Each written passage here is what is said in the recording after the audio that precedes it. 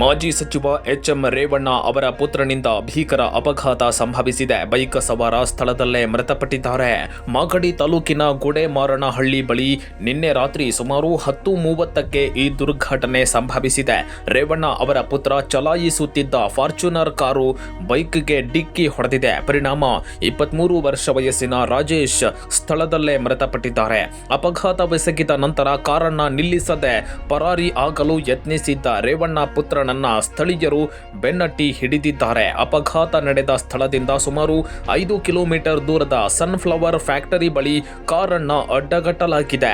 ಈ ವೇಳೆ ನಾನು ಯಾರು ಗೊತ್ತಾ, ಎಚ್ಎಂ ರೇವಣ್ಣ ಪುತ್ರ ಅಂತ ಆರೋಪಿ ಬೆದರಿಕೆ ಹಾಕಿದ್ದಾನೆ ಎನ್ನಲಾಗಿದೆ.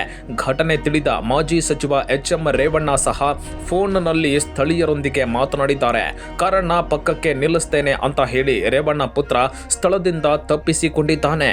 ಕಾರಿನಲ್ಲಿ ರೇವಣ್ಣ ಕುಟುಂಬಸ್ಥರು ಇದ್ದರು ಅಂತ ಸ್ಥಳೀಯರು ಮಾಹಿತಿ ನೀಡಿದ್ದಾರೆ.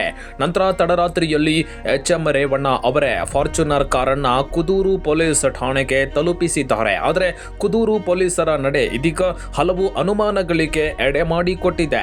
ಪೊಲೀಸರು ರೇವಣ್ಣ ಪುತ್ರನನ್ನ ರಕ್ಷಿಸಲು ಯತ್ನಿಸುತ್ತಿದ್ದಾರೆ ಎಂಬ ಆರೋಪ ಕೇಳಿ ಬಂದಿದೆ.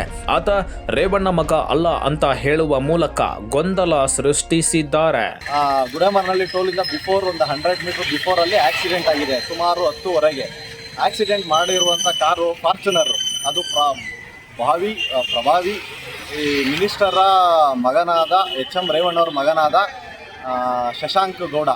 ನಾವು ಗಾಡಿ ನಂಬರ್ ಚೆಕ್ ಮಾಡಿದಾಗ ಶಶಾಂಕ್ ವತ್ಸಲ ಅಂತ ಬರ್ತಿದೆ, ರೇವಣ್ಣ ಶಶಾಂಕ್ ವತ್ಸಲ ಅಂತ ಬರ್ತಿದೆ. ಏನಾಗಿದೆ ಅಂದರೆ 2 ಟೂ ವೀಲರ್ಗಳು ಬರ್ತಿದೆ. ಅವ್ರನ್ನ ಓವರ್ಟೇಕ್ ಮಾಡಿ ಫಾರ್ಚುನರು ಆಪೋಸಿಟ್ ಬರ್ತಿದ್ದಂಥ ನನ್ನ ಬಾಮೈದನ ಗಾಡಿಗೆ ಗುದ್ದಿದೆ. ಆಪೋಸಿಟ್ ಓವರ್ಟೇಕ್ ಮಾಡಿ ಆಪೋಸಿಟ್ ಗಾಡಿಗೆ ಗುದ್ದು ನಿಲ್ಲಿಸದಲ್ಲೇ ಹೋಗಿದ್ದಾನೆ.